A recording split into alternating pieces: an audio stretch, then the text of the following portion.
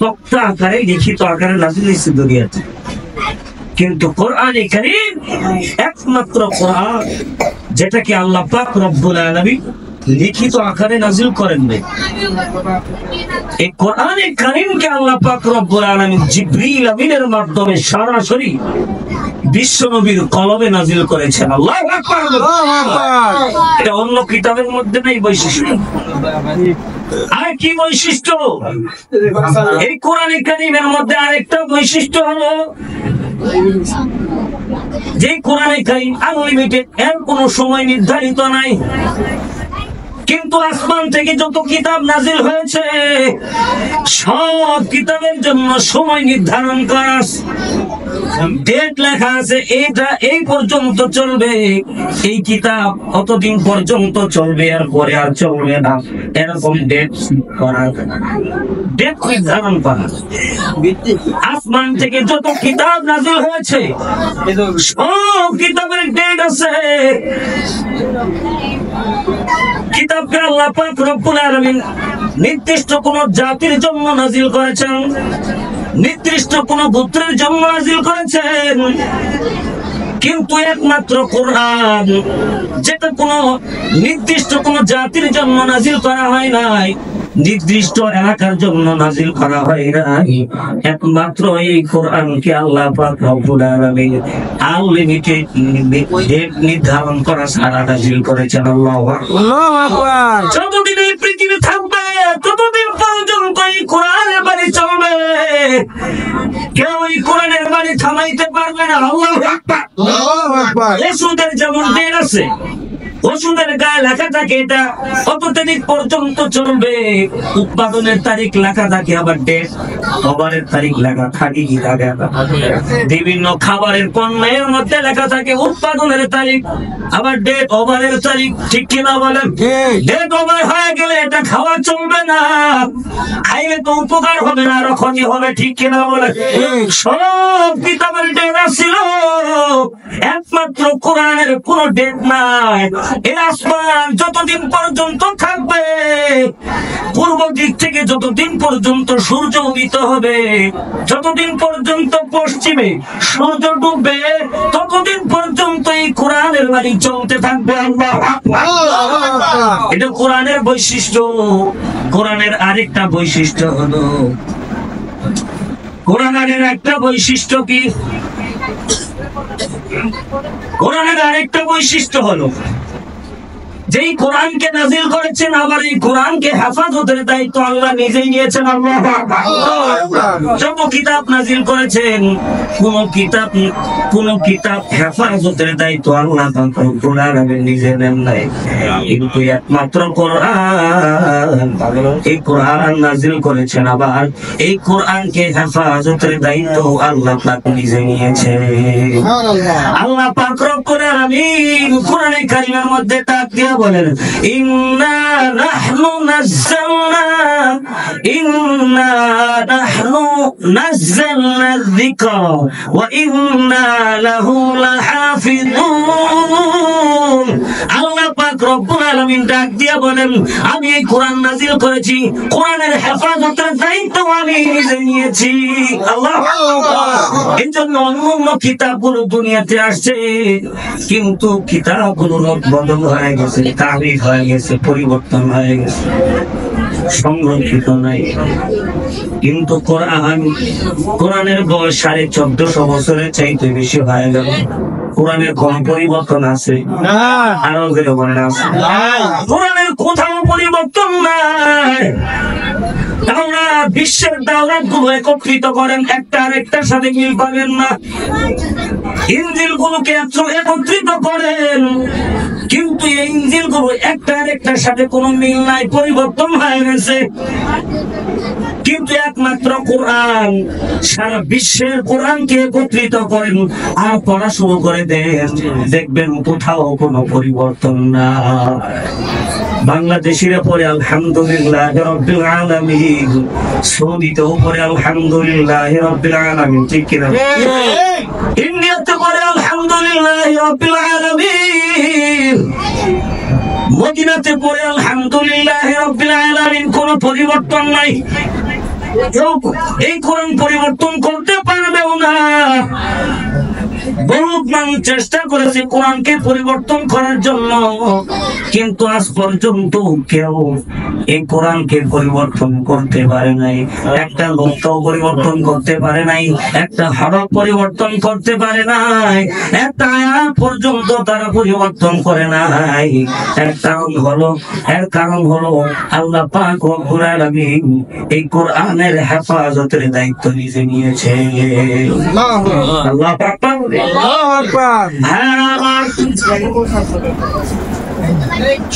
আল্লাহ পাক রব্বুল আলামিন বিশ্বনবীকে সবচেয়ে বড় একটা মুজিজা দিয়েছেন। এই মুজিজার নাম হলো কোরআন। দুনিয়াতে যত নবী রাসূল আগমন করেছেন, কম বেশি সবাই মুজিজা নিয়ে আসছেন। মুজিজা মানে হলো এমন অলৌকিক বিষয় যেটা মানুষের থেকে জাহির হতে পারে না, মানুষের পক্ষে সম্ভব নয়, মানুষের শক্তির বাহিরে এমন কিছু অলৌকিক বিষয়কে মুজিজা বলা হয়। দুনিয়াতে যত নবী রাসূল আসছেন, সবাই নিজের নবুয়তকে প্রমাণ করবার জন্য সবাই কিছু না কিছু মুজিজা এনেছেন। হযরতে আদম, হযরতে মূসা আলাইহিস সালাতু ওয়াস সালামের মুজিজা ছিল লাঠি। লাঠি কোন সময় সাপ হয়ে যায়, লাঠি দিয়ে সমুদ্রের মধ্যে আঘাত করলে সমুদ্র ভাগ হয়ে রাস্তা হয়ে যায়। ঈসা নবীর মুজিজা হলো মৃত ব্যক্তিকে যখন আল্লাহর নামে ডাক দেয়, মৃত ব্যক্তি সোজা হয়ে প্রাণ নিয়ে দাঁড়ায় যায়। হযরত ইব্রাহিম নবীর মুজিজা হলো আগুনের মধ্যে নিক্ষিপ্ত হয়েছিল, কিন্তু আগুন একটা পশম পড়ে নাই। প্রত্যেকটা নবীর মুজিজা আছে নাই? বিশ্ব নবীরও মুজিজা ছিল। বিশ্ব নবী হাতের আঙ্গুলের ইশারায় সূর্য দ্বিখণ্ডিত করেছেন।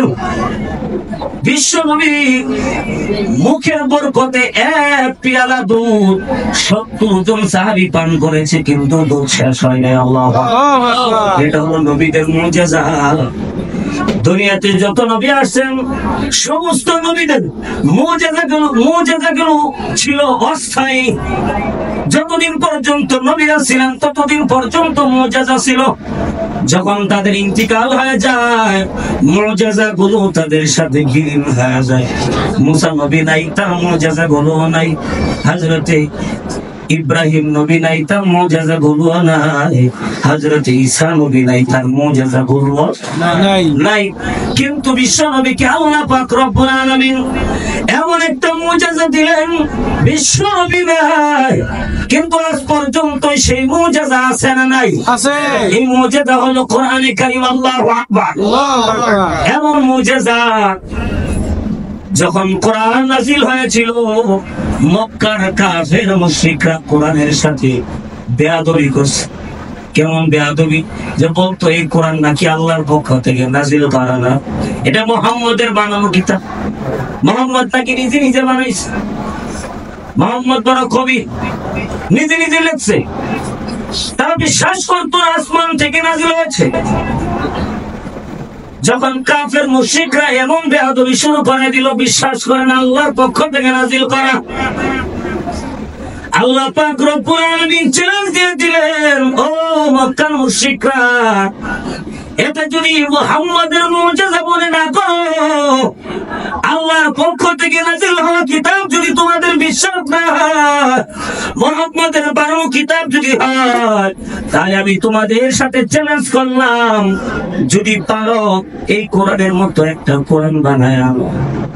আল্লাহ পাক রব্বুল আলামিন প্রথম চ্যালেঞ্জ করলেন, ফালিয়াতু বিহাদিসিন মিসলিহি ইন কানু সাদিকিন।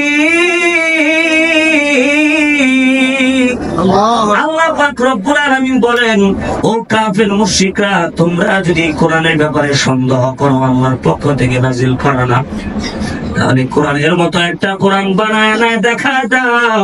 এটা মানুষের বানানো কিতাব যদি হয়, তোমরাও তো মানুষ, তোমরাও কবি আছো, তোমরাও সাহিত্যিক আছো, তোমাদের মধ্যে অনেক সাহিত্যের চর্চা হয়, তাহলে তোমরাও এই কোরআনের মতো একটা কোরআন বানায় আনো।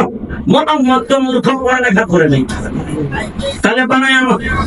আল্লাহ পাক চ্যালেঞ্জ দিলেন, কিন্তু চ্যালেঞ্জ সফল হয় নাই। চ্যালেঞ্জের সামনে সফল হতে পারে, বহু চেষ্টা করেছে, কোরআন একটা বানাবে পারে।